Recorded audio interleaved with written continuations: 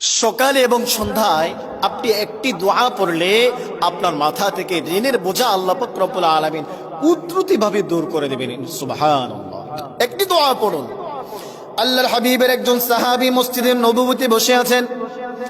আল্লাহর হাবিব সাল্লাল্লাহু আলাইহি ওয়াসাল্লাম প্রশ্ন করলেন, ও আমার সাহাবী, তোমাকে কেন চিন্তিত অবস্থায় দেখা যাচ্ছে, ঘটনা কি? ওই সাহাবী ডাক দিয়ে বলল, ইয়া রাসূলুল্লাহ, ইয়া হাবিবাল্লাহ, আমি আমার ঋণের বোঝার কারণে আমি চিন্তিত অবস্থায় আছি।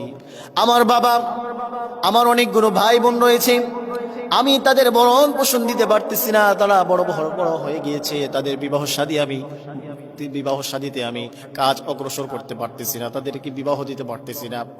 আল্লাহর হাবিব সাল্লাল্লাহু আলাইহি ওয়াসাল্লাম একটি দোয়া শিক্ষা দিলেন, ও সাহাবী, সমস্যা যেহেতু আছে সমাধানও আছে। তুমি প্রতিদিন ফজরের সালাতের পরে এবং মাগরিবের সালাতের পরে এই দোয়াটা পড়বা। আল্লাহুম্মা ইন্নী আউযু বিকা মিনাল হাম্মি ওয়াল হুজনি ওয়া আউযু বিকা মিনাল আজজি ওয়াল কাসাল ওয়া আউযু বিকা মিনাল বুখলি ওয়াল জুবনি ওয়া আউযু বিকা মিন গলাবাতিদ দাইনি ওয়া কাহরির রিজাল।